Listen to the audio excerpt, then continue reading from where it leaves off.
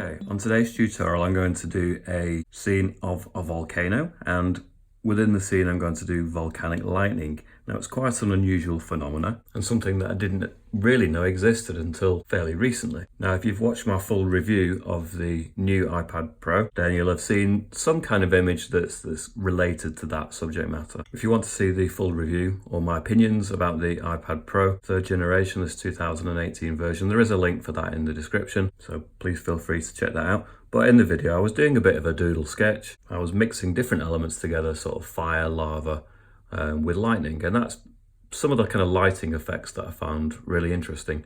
So like I say, today I'm going to do a full tutorial of volcanic lightning, a scene that contains a volcano with big volcanic ash clouds with lightning mixed in there as well. So the app that I'm using is Procreate. It is the app that I've been using for all my tutorials so far. I've opened an A4 canvas and I'm going to select airbrush. Now there's different types of airbrush. I will be using perhaps a range from here. I'll use the sort of the larger soft airbrush for things like background elements, filling in areas, but I may use some of the smaller brushes for some of the finer details. But even within the bigger brushes like that, you can still control even the larger brush to be quite a small line. So I've created a color palette, and that will be available for all my patrons to download as a downloadable file. For anyone who isn't my patron, there's codes down in the description that relates to the codes that you can program in here. So if you go onto value within Procreate, you can actually type in the codes to where it says hexadecimal codes, and therefore you'll be able to replicate the exact color palette that I'm going to use. Now it will appear a little bit different on screen. The camera, the lighting is not perfect here, so there will be a slight discrepancy to the way it looks perhaps on your device, to the way it looks on your iPad.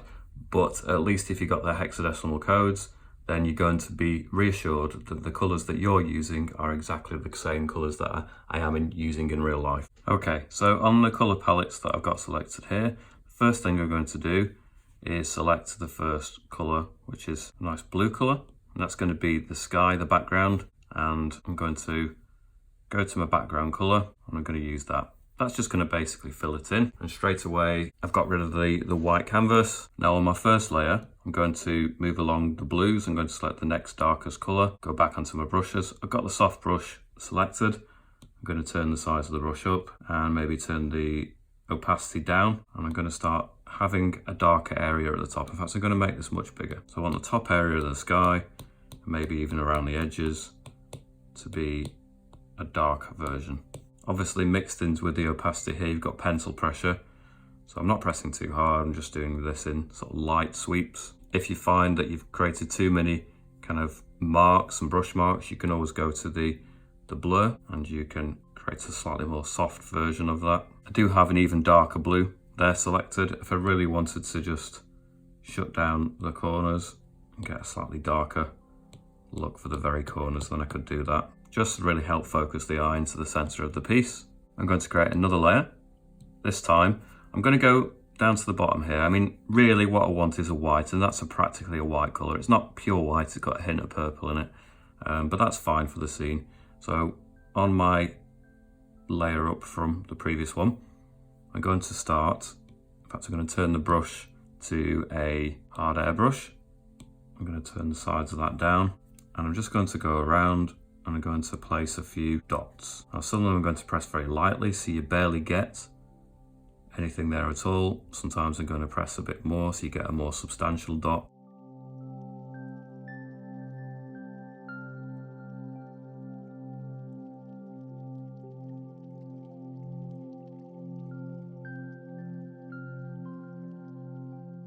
So I've done enough dots there initially, and if you've seen any of my tutorials previously, you might know that I use this effect just to start saving a little bit of time, where I duplicate the layer and then can select that layer, flip it vertically, and you can move to another part of the canvas. I might take that layer again, duplicate it, do the same again, so I might flip it horizontally and flip it vertically, just so we don't get any sense of a pattern emerging.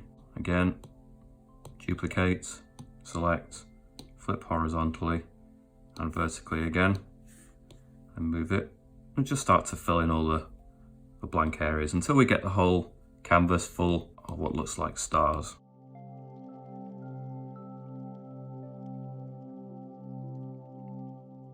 Okay, so what I'm going to do now is I'm going to condense all those layers down. So if I pinch them all together, and if you notice that they're all on one layer now. So if I want to just instantly double the amount that I've got, I can duplicate it one more time, flip horizontally and vertically, and that will do. If I wanted to make one of the layers a little bit less apparent, I could just turn the opacity down on one of the layers, and perhaps it makes a slightly more sense of layered depth to some of the stars, and then maybe that works better. Okay, so that will do for the background. So we've got the color of the sky, we've got the star effect. I'm going to start now moving on to the main focal point, which is going to be the volcano. So before I do that, I'm going to condense those two stars, layers, create another layer, go onto my color palette, and these are all the colors that are going to be of the foreground element, really. So I'm going to start with the darkest color there, because that is going to be what's going to dictate the horizon and the actual volcano itself. So on my brushes, I think I'm going to go to a medium brush, the larger one. So it's not the medium airbrush, it's the large medium brush. It's still within the airbrushes, but you can see that they're labeled differently in there. So I'm going to turn the size of the brush down a little bit, and I'm going to just start to map in now where I want these features to be. So I don't really want much in the way of landscape features. I want this to be really focused on the volcano itself, but I'm just going to create a sense that there is a setting for the volcano itself. I'm not being too precise with this, just trying to get a sense of it in there. Now you can see, because I've not got it on full opacity, you can still see the stars a little bit, so I'm just starting to then go over it until, in fact I can put it on full opacity now, just start to get rid of some of those stars. They should not be showing through, obviously. We don't have a transparent volcano.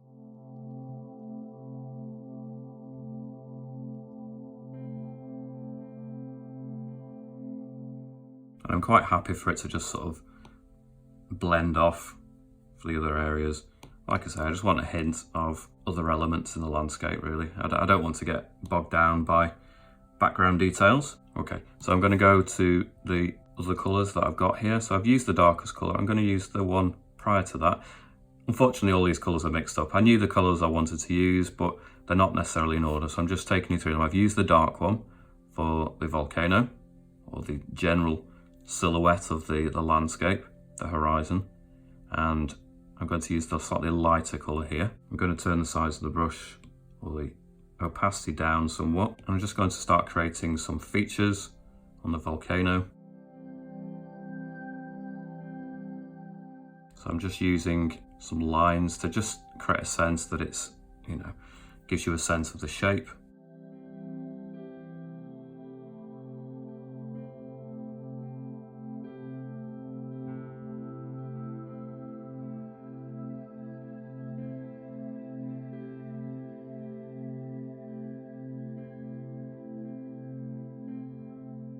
So I'm not going to get too precious about it at this point. I'm just keeping it a little bit loose. Just want to create some texture, some sense that there's sort of crevices and features on the actual volcano sides. I'm going to move along to a slightly lighter grey that's on here, so it's the third colour along. Add some highlights in there, pressing on lightly, and maybe you could turn the opacity down so you don't have to worry about pressing on as much. You'll see that if I press on hard when it's on full opacity, it's very different than pressing on hard when it's at low opacity. So maybe turn the opacity down, therefore you don't have to worry quite as much about the pencil pressure, and it'll force you to do it a little bit more gradually, because this is generally the way that I would work. I would build up the effect gradually.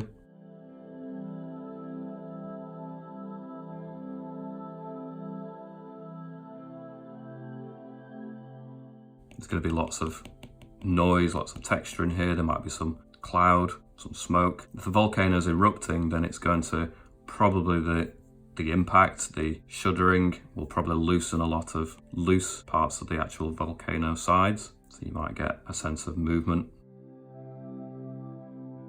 But we can come back to that later. Once we start to know where some of the lighting features are, we're going to have a better idea where to place some of the highlights. Okay, so I'm going to move along to probably the main feature of a volcano, which is going to be the fire and lava. So I've got different colour ranges here. Now the colours I'm probably going to use the most, so the red, the orange and the yellow at the end, but I've got some sort of mid colours here because you don't always get the strong primary colours in that sense. Sometimes you get a slightly more subdued version of it.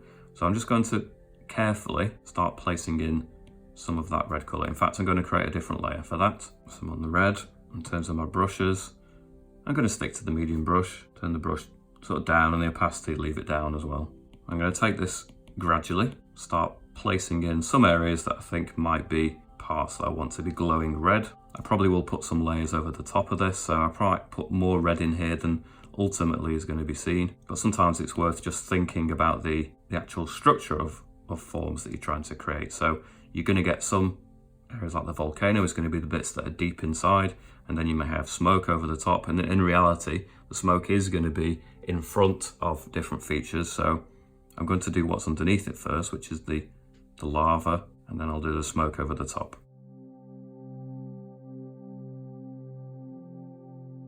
In fact, I'm going to move to the soft airbrush and maybe just create a slightly softer edge for some of this. I think this softer effect helps with the sense of a glowing light. It might be picking up on the atmosphere, the smoke, the dust that's been, or the ash that's been released. So it's going to glow with the light that's in the area. So we're using the soft, we can start to get a sense of a glow within that region. Now if I reduce the size of the brush, turn the opacity up, I can now start to just intensify certain areas.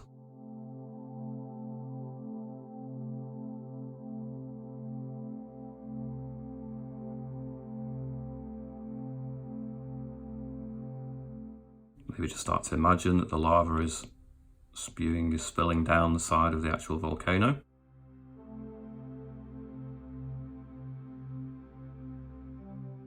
Okay, I'm going to move along to another colour. So I've got an orange colour now. So within the red areas, I'm going to start placing the orange. I won't start placing the orange isolated on its own. It's generally going to go within the red areas.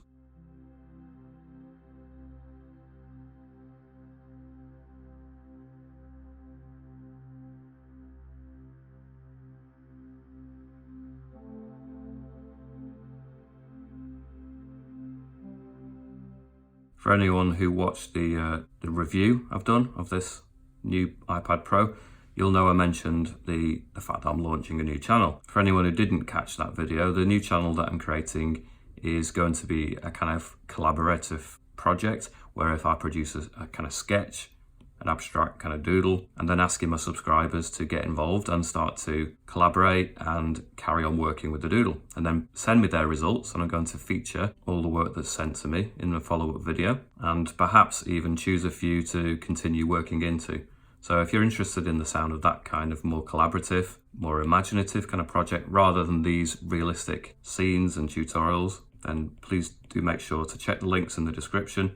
There is a link for my new channel. Obviously, it's a new channel. Now, I may have lots of support over at this channel, but that's a new venture, so I don't expect an instant overnight success, but if you're able to go over there and support me, that would be great.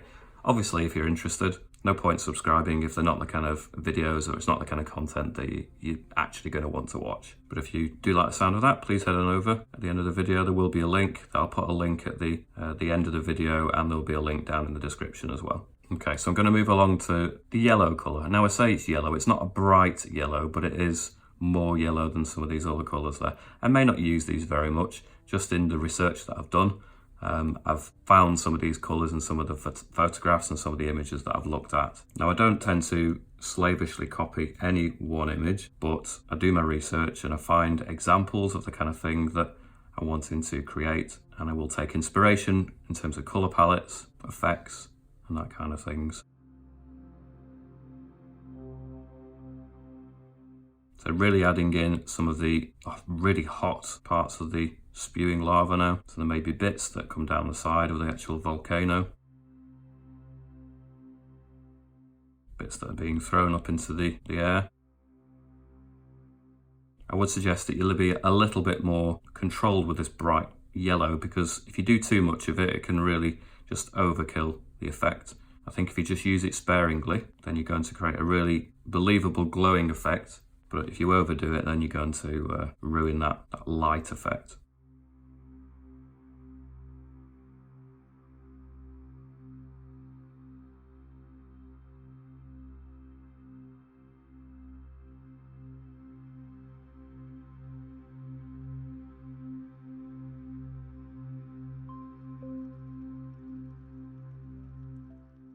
So I may go back to the orange or the red. I'll do the red first. I want to start to extend some of this coming down the side. In fact, the red's too rich at that point. It's okay up there at the top. But in fact, I may go to one of these more subtle colours as it spills down the side. I think that would work better.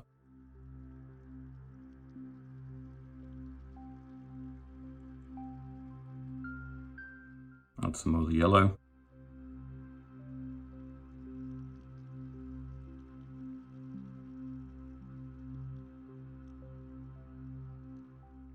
Okay, so I will probably come back to some of those details, but I'm going to move on to another element now. And the element I'm going to add next on another layer is the kind of smoke. So I've used the lava colours here, but I've got some really darker grey elements that's going to be the ash clouds that spew from the volcano as well. So I'm going to start with the darkest colour, and I'm going to make sure that I'm definitely on a soft airbrush this time. Turn the opacity down, turn the size of the brush up slightly, and on top of the other details, I'm going to start creating some ash clouds. And like I said earlier, these are going to obscure elements of the volcano, of the lava.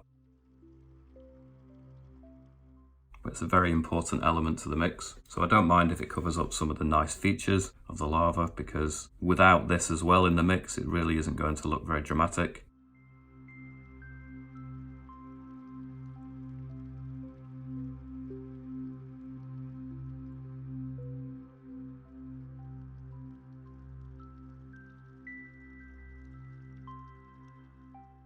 So I'm deciding that I don't really want any of the red glow in the upper part. So I'm going to do contrasting lightning, as I said before, because it's going to be volcanic lightning. So I want the two different lighting effects to be quite separate.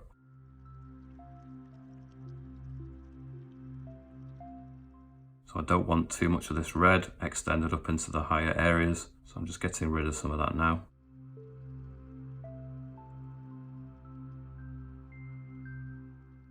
I'm going to bring the ash cloud down into some of this foreground features as well. In fact, I don't want to go on the center. I think I'll probably go towards this edge.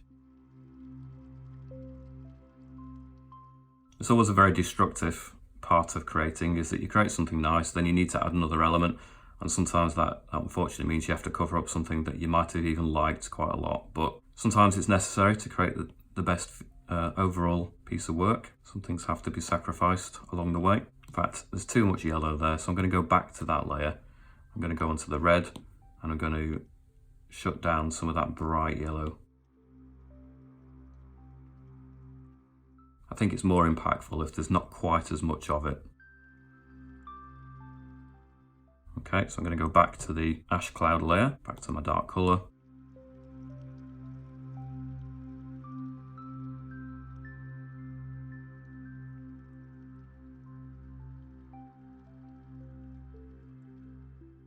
Okay, so I'm going to move along the colours that I've selected. I've got two different types of grey.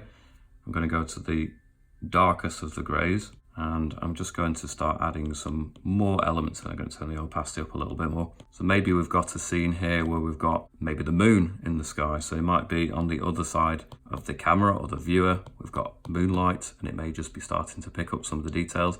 It's a good technique or feature that is going to help just describe some of the forms that are going on here. Because if you didn't have that extra lighting effect, then the ash cloud itself would look pretty flat. So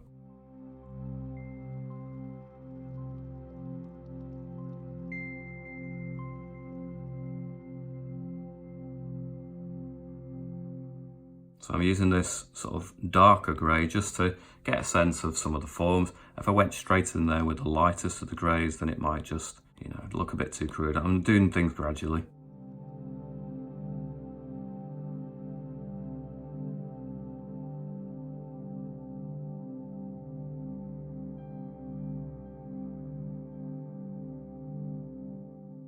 Okay, I'm going to go to the lightest of the colours this time, and I'm going to need to add more of it at the top. Again, I'm imagining that there's light coming from above, from say the moon and a different part of the scene, which is going to just really bring out the cloud forms at the top of this ash cloud. So again, I'm still on the soft airbrush. To be honest, you can use the soft airbrush for almost all the features because you can control the size of it. So if you want to do something more precise, then you just reduce the size of the brush. When I'm creating this type of effects, most of the time I'm using the soft airbrush just because it helps give me an effect rather than being a very specific detail. When I get further along with a piece of work, then I may switch from the airbrush to a more precise brush, but that's not the stage I'm at this point.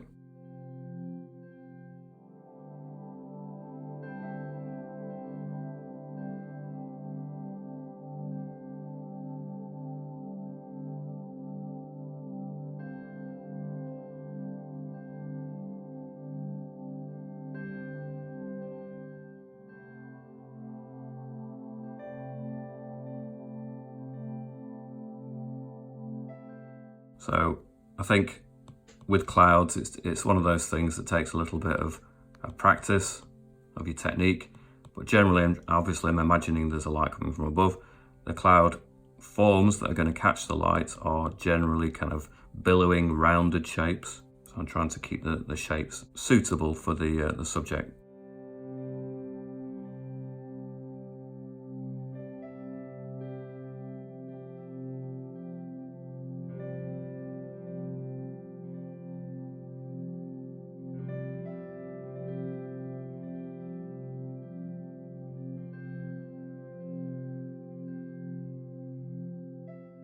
I feel like I'm going to need to create a even lighter colour than that. So I'm going to go onto the disc, move it to a slightly lighter version.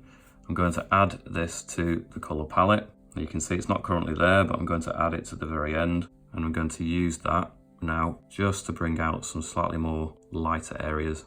Maybe turn the opacity down just a little bit for that. Sometimes you can't really tell how the colours are going to look until you're actually doing the piece of work. And now I've realised that I need an even lighter version of the lightest grey that I thought I was going to need.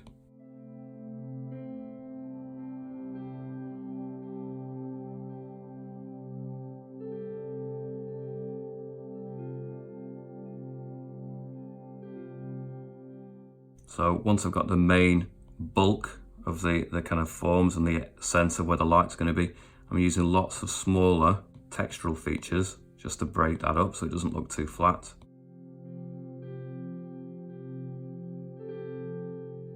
It also helps improve the sense of scale. So if it's going to be massive, volcanic size, then you're going to get lots of detail in there. So if I did one big fluffy shape, then it's not going to look as big. Whereas if I give the sense that there's lots and lots of things going on in there, then it's going to help with the scale.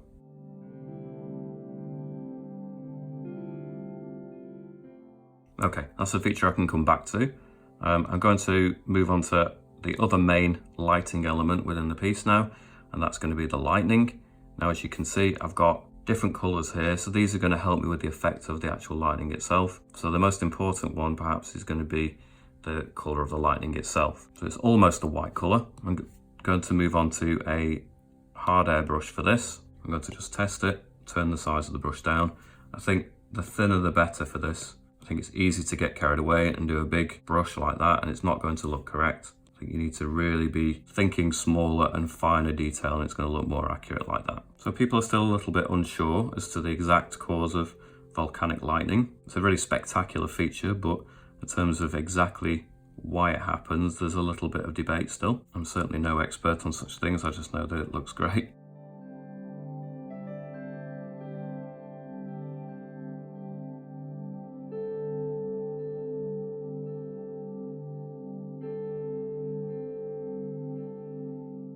So I don't want to do too much of it. In fact, I feel like I've already done too much. So I'm going to maybe just focus on that one area. So initially I'm just creating the brightest part of the lightning. So I'm actually doing the lightning strike, and then I'm going to use softer airbrushes to create the sense of haze and the color that's really going to make the effect more believable. So if I do that on a layer underneath, I'll go to my other color, which is more of a purple. Again, I'm going to change the brush this time to a soft airbrush, turn the size of the brush down and the opacity, and I'm just going to go around the lightning, maybe turn it up a little bit more. Underneath I'm going to, important actually, put the layer underneath. So underneath that lightning now I'm going to start creating this sense of haze. It's going to add the sense of colour. So it's important you don't really use the colour for the lightning itself. You can give the sense that the lightning itself has colour by the haze that surrounds it. But the actual lightning bolt is more just like a white colour really.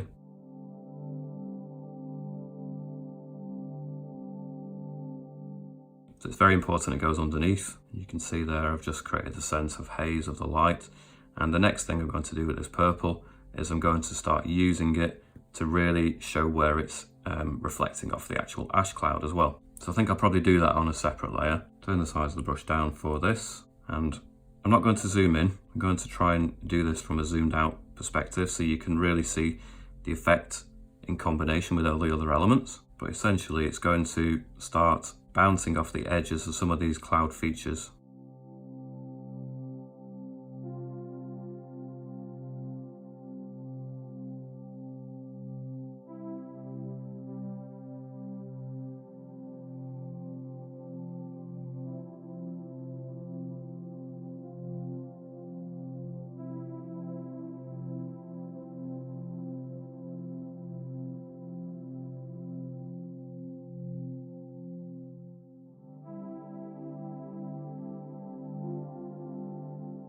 So again, there's going to be sections where it's closest to, where it's going to affect the most vividly, but then there's also going to be some smaller features, bits where it's bouncing off, bits that are a little bit further away, but it's still going to have an impact. So maybe use a lighter touch just to show a subtler effect, or some smaller broken textures to show that it's still affecting things a little bit further away, but not quite as strongly.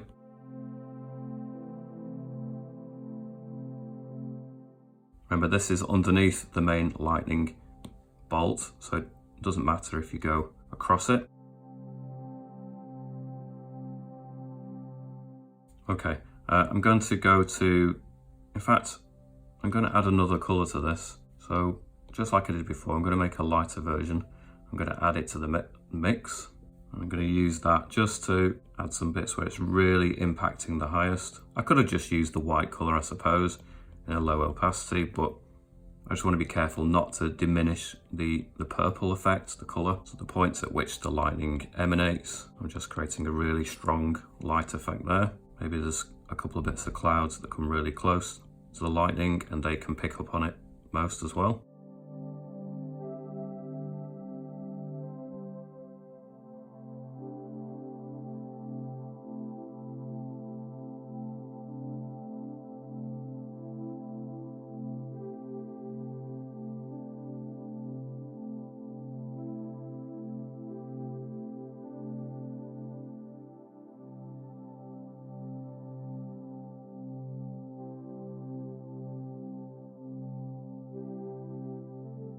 So I'm going to go back to my strongest purple colour. I'm going to add a bit more of that purple into the background there. Don't want to lose any of that richness of colour.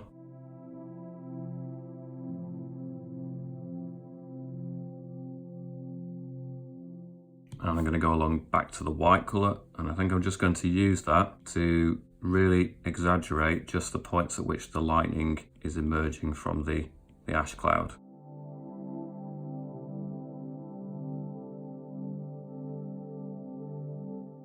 So it looks a lot more blue on the video that you're watching probably than it looks with the actual colours that I've got in the colour palette, and than it looks here to me. I'm afraid that's just the limitations of the camera equipment and lighting that I'm using.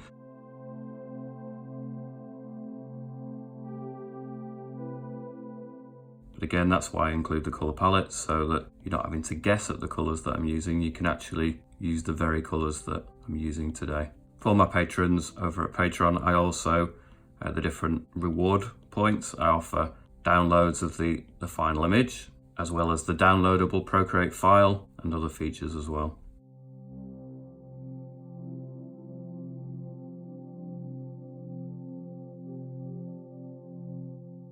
But yeah, in real life, there's definitely a bigger difference and a deliberate difference between the colour of the grey highlights that might be coming from another feature like the moon, and the colour that's in this area, which is much more of a purple colour.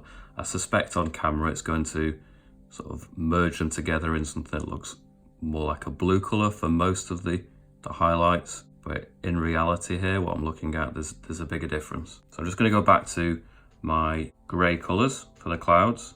So this time I'm using this lighter grey. In fact, no, I'm going to go to the lighter grey that I created earlier, that I showed you was a necessary addition. I'm going to use that now just to bring out some features across the whole image. Now this highlight represents the light from predominantly the moon, so it's going to pick up on details all around the actual image itself.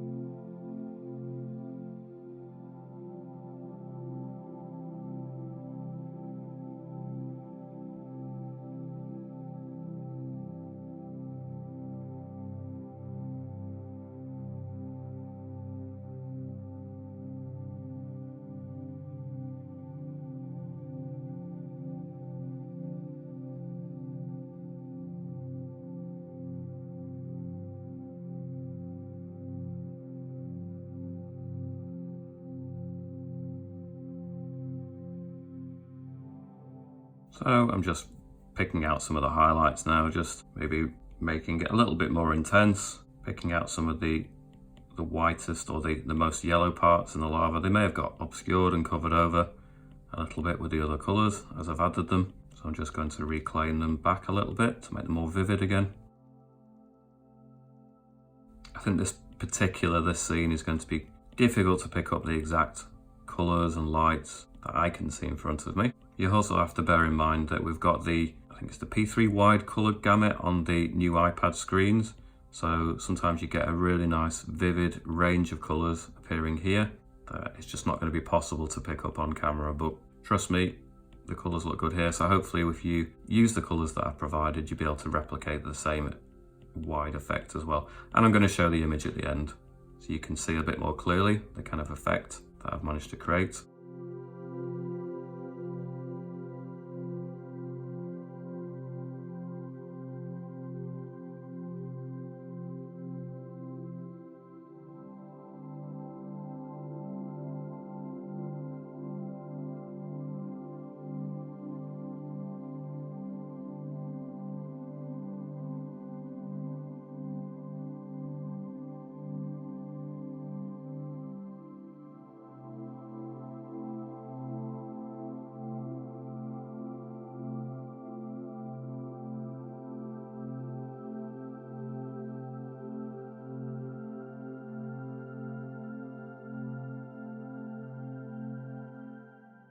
Okay, last of all, I'm just using the white or the light, very, very light purple. I'm just adding just a hint of a highlight into the very top of the cloud here, but really not very much at all. I need to be very sparing with that, and maybe just one or two features here down on the actual volcano edge as well. But I'm going to call it a day with this particular tutorial. Again, if you want the color palettes, they are available for my patrons over at Patreon. If you want the color codes, they are down in the description. Please check out my other YouTube channel if you want to get involved in more creative projects with me. Or if you want more traditional landscapes like this and features, then check out my other videos here. Either way, I hope to catch you back here again. Thanks very much for watching. See you later.